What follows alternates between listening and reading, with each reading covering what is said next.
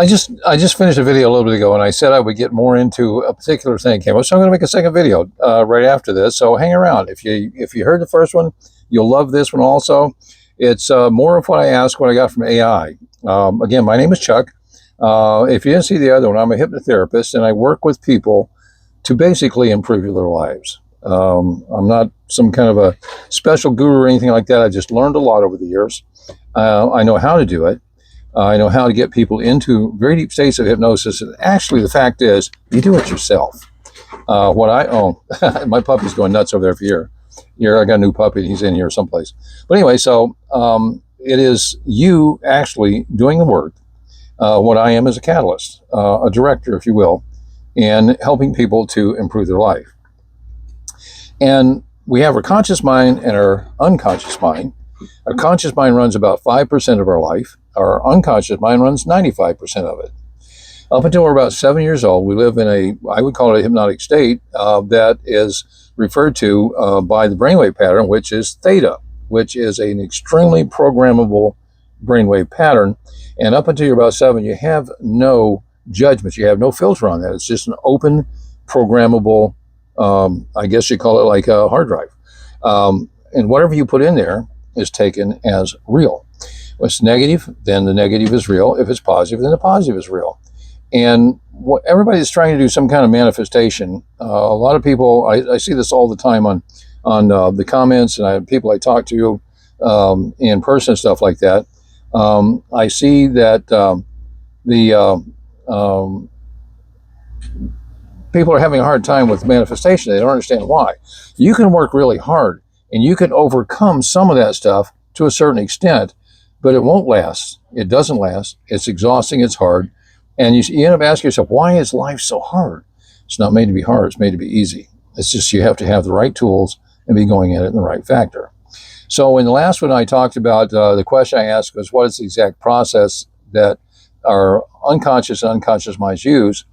So the hypnosis affects our minds to make lasting changes. And I went through the process, and one of the big things is that it said in the first thing, this all came from AI again, deactivating the critical factor, or the critical filter, as AI calls it, okay?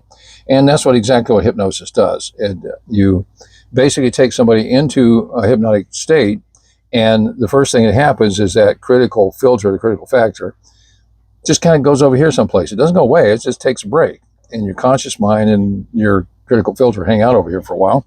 Well, you're working on your unconscious mind, okay?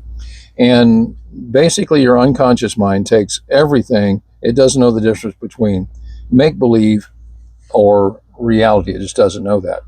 So I asked some questions here on the AI, and I thought the best way to do it, I mean, I can sit here and tell you all the way, but this is AI telling you, and so many people believe in AI these days, and it's a pretty neat factor, it really is.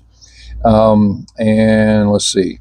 I said something about the insula, which is part of your thinking process. So it said, what was the insula? And I said I would get to it in the last video, and I just kind of passed it. It got kind of long there. So I thought I would do it on this thing. So I asked the question, what is the insula, and how does it work in our brain? Okay. And what AI came back with is the insula, or insular cortex, is a folded region buried deep within the lateral sulcus of each brain hemisphere. In other words, you got it in your whole brain, both sides of the brain, both halves of your brain has this process in it. It acts as the brain's primary integration hub for mind-body awareness and internal sensing. What does that mean? Well, basically we have, in hypnosis, we call the somatic bridge. When you get into somebody's unconscious mind, you can affect not only your life, how your life goes and what you believe, you can affect your physical body. The somatic bridge is into your body. And your unconscious mind works on feelings and emotions and images. So it doesn't work in words.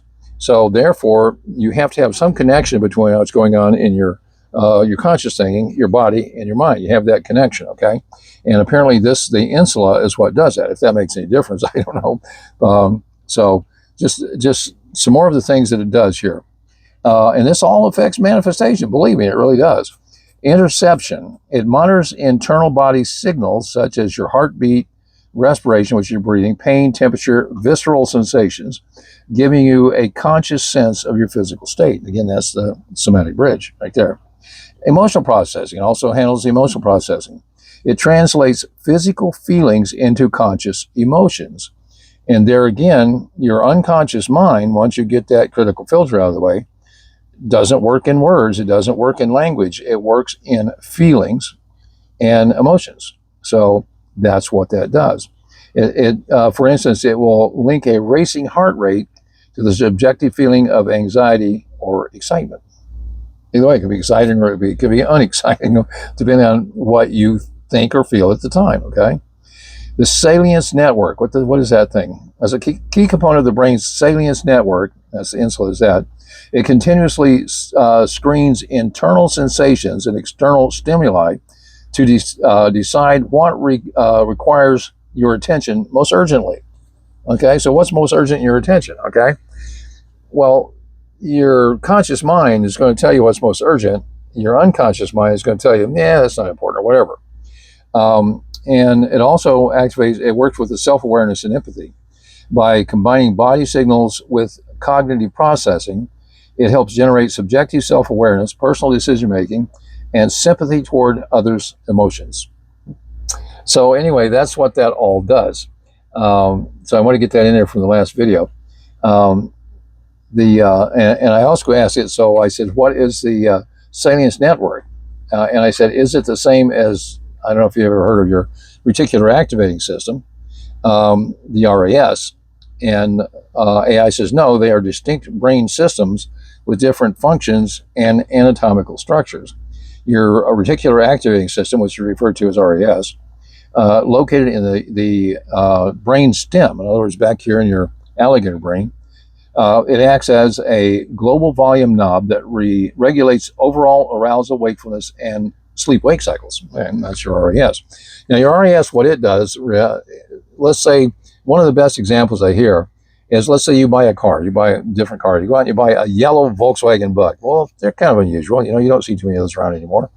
But I guarantee you, if you buy one of those, you'll see others driving around the street, and you've never seen them before. That reticular activating system kind of decides what you pay attention to, okay? But the salience network, the salient, what is important? Okay, the salience network is located in the cerebral cortex, primarily the anterior insula and dorsal anterior cingulate cortex. Okay, got me. It acts as a filter that determines which internal or external stimuli are important enough to capture your conscious attention. So your conscious attention, are you ADD? I'm not, but I know people that are. My wife is somewhat ADD. It's kind of interesting, you know. The shiny object pops up, she's gone. It's over there. You're halfway through this thing, she's gone. So that's where we work with that part. And a person like that, well, me, I'm like single-minded. I want to get this done. I want to finish this thing that I'm doing right here before I do anything else. It's just the way it is. So in short, the RAS keeps your brain awake, while the salience network decides what your awake brain should focus on.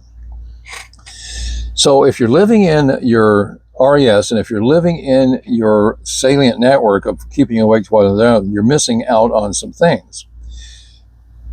Because again, your conscious mind, your conscious brain work does not run your life. Your unconscious mind does. 95% of it by the time you're an adult. That's proven through all kinds of studies and psychological, basically study has shown that that's how that works. So if you're trying to manifest something and you're trying to keep your concentration on it, your concentration on that yellow Volkswagen Bug or something like that, you may actually get that. You probably won't be very happy with it. It's probably not the right thing for you to do. And your RAS is going to show you all that stuff again and again and again. So what you have to do, set all that aside. You have to get that critical factor, that filter out of the way. And then you have to start programming into your unconscious mind. And the best way to do it is get into a theta brainwave pattern, which you can do very easily through hypnosis, and basically reprogram some of that old negative belief systems. And like I've always said that affirmations don't work. They never worked for me. And I've seen people, I had a brother-in-law, I think I said in one of my videos before, I always walked around saying that he was wealthy, he was a millionaire, and he was always broke. because he knew that he wasn't wealthy, even though he was saying that in his affirmations. So since he knew that he was broke, that's what he was manifesting. And that's how it works. What you pay attention to is what manifests, okay?